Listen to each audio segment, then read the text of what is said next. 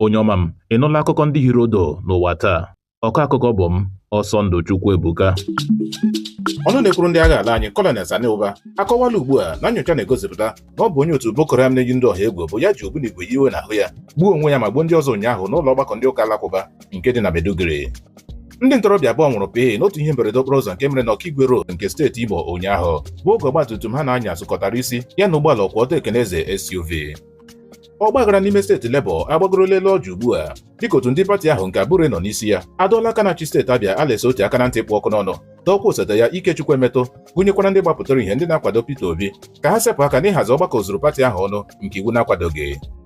Onye Prime Minista mba Israel Benjamin Netanyahu ekwuola okwu ndị eze wara awa banyere igbu ọchụ n'ogbugbu ndị ụka Kraịst n'ime mba Naịjirịa, kọwapụta ya dịka atụmatụ ikpochapụ ndị ụka Kraịst ma kpọọ oku ka akwụsị nke ahụ ozugbo.